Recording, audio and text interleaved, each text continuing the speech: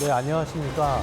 우리 몸의 대사를 바로잡는 의사, 가톨릭의대 내분비내과 권혁상 교수입니다. 오늘은 여러분들과 함께 고지혈증에 대한 오해와 진실에 대해 이야기를 한번 나누어 보도록 하겠습니다. 고지혈증은 말 그대로 피 속에 지질, 기름기가 많다는 거죠. 혈관은 사실 우리 몸의 어떤 파이프 같은 건데요.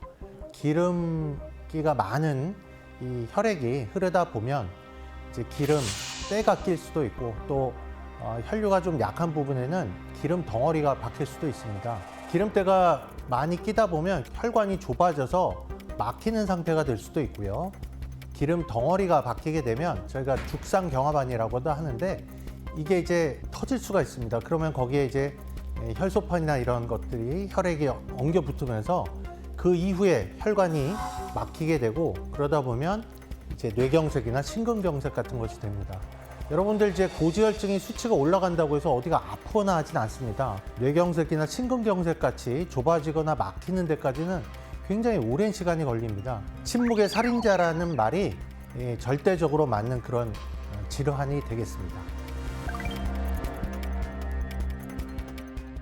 고지혈증이라고 하면 모든 것이 나쁘다, 수치가 높으면 나쁘다 이렇게 되는 건데 HDL 콜레스테롤이란 것은 나쁜 LDL 콜레스테롤을 청소해서 빼내주는 좋은 역할을 합니다. 그런데 HDL 콜레스테롤이 높더라도 총 콜레스테롤은 높아서 고지혈증, 고콜레스테롤 혈증으로 오인될 수가 있습니다. 그러다 보니까 높은 것이 나쁘다는 것은 아니다라는 뜻에서 이제 지질 대사에 이상이 생겼다라는 건데 사실 고지혈증에서 지혈증, 지질에 이상이 생겼다 그러면 그냥 이상지혈증이라고 하면 될 텐데 지혈이 안 되는 거랑 또 헷갈릴 수가 있기 때문에 헷갈리시지만 이상지질혈증이 더 올바른 용어가 되겠고요.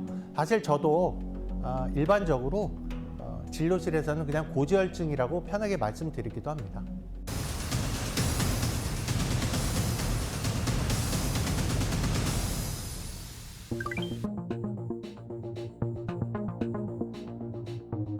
사실은 이상지질혈증 명칭과도 이제 연관이 있는 내용인데요. HDL 콜레스테롤은 좋은 콜레스테롤인데 이것이 높다 보면 오히려 좋은 쪽으로 우리 몸에는 작용하는 거죠. 무조건 총 콜레스테롤이 높다고 해서 나쁜 것은 아니다. 왜냐하면 총 콜레스테롤은 중성지방, HDL 콜레스테롤 그리고 몸에 나쁜 LDL 콜레스테롤의 총합입니다. HDL 콜레스테롤이 50, 60 이상으로 높으면 내 몸에 심혈관 질환을 막아주는 좋은 방어인자가 있는 것인데 총 콜레스테롤이 240이 높아서 이제 종합검진이나 이런 데서 높다고 해서 오시는데 HDL 콜레스테롤 보면 뭐 80, 90까지 높아서 오신 분들이 있습니다. 이런 분들은 사실 걱정하실 필요 없습니다. 조금 더 어렵게 나가면 요즘에 이제 HDL 콜레스테롤 너무 높아도 이제 안 좋을 수 있다라는 얘기도 있습니다만 총 콜레스테롤이 무조건 높다 해서 나쁜 것만은 아니다가 정답입니다.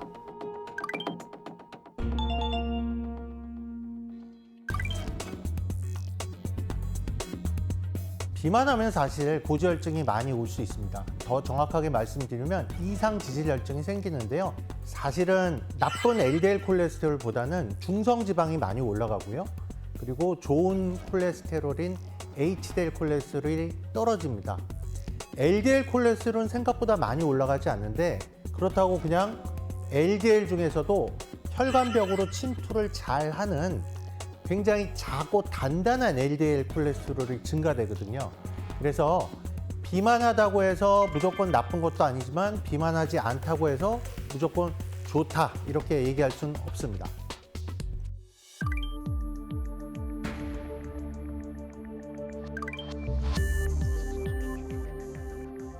사실 일반적으로 채식을 열심히 하시다 보면 이제 비만하실 일도 없고 또 콜레스테롤 올라갈 만한 일도 없습니다. 우리 몸에서 가장 나쁜 LDL 콜레스테롤은 간에서 생성이 많이 되거나 이 생성이 많이 된 것을 분해하지 못하는 상당히 유전적인 소인이 있습니다.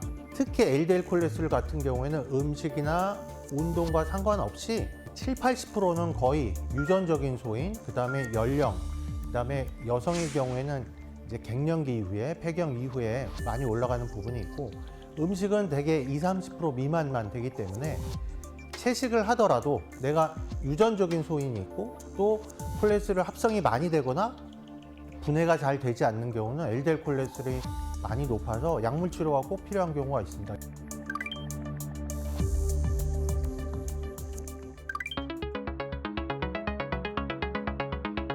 사실 고지혈증은 침묵의 살인자라고 말씀드렸습니다. 이게 높다고 해서 바로 질환으로 연결되는 것이 아니라 고지혈 수치가 오랫동안 높다 보면 결국 혈관이 좁아지고 심내혈관 질환까지 가는 건데요. 약물 치료에서 굉장히 빨리 좋아집니다. 그래서 정상 수치가 되면 대부분의 환자분들은 10분이면 9분 이상은 좋아졌으니까 끊었으면 좋겠다고 말씀하십니다. 그런데 치료를 더 이상 늦추면 안 되거나 식생활 운동해서 더 이상 떨어지지 않을 때 치료를 시작하는 겁니다. 약 때문에 수치가 떨어지면 약물을 끊는 순간 바로 다시 원상복귀가 됩니다.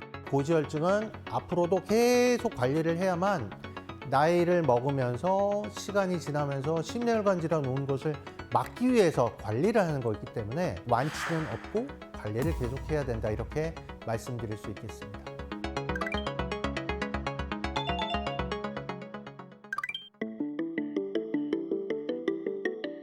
병원에 오시는 분 치고 약 치료하시는 거 원하시는 분 아무도 없고요. 또 약 드린다고 그러면 이거 혹시 센 약 아니냐고 이렇게 미리그램 수를 보시거든요. 고지혈증, 이상지질혈증 치료에는 심사숙고하고 약물 치료를 시작할 때에는 그만한 이유가 있기 때문이고, 고지혈증 수치를, 이상지질혈증 수치를 떨궈야 됩니다. 여러분들, 우리나라 성인의 평균 콜레스테롤 수치가 얼마인지 혹시 아실까요? 190 정도 되고요. LDL 콜레스테롤 평균이 120이 채 되지 않습니다. 한 118 정도 되거든요. 저희가 160 이상, LDL 콜레스테롤 기준으로 160 이상이 지속되면 약물 치료 시작하라는 거고요.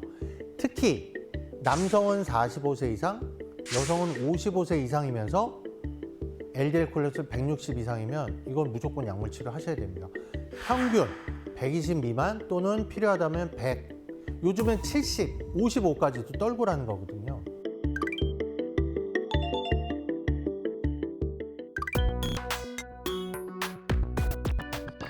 제가 정답은 세모라고 했는데요. 사실 부작용이 있는데 억지로 계속 드시라고 하면 안 되죠. 고지혈증은 평생 관리를 해야 되는 만성질환입니다. 따라서 약물 치료를 처음 시작을 했다면 굉장히 심사숙고해서 지금 시작을 했을 것이고, 부작용이 있다면 반드시 그 약물은 중단을 해야 되지만 필요한 약물이라면 부작용이 없는 약으로 계속 좀 대체를 해야 합니다.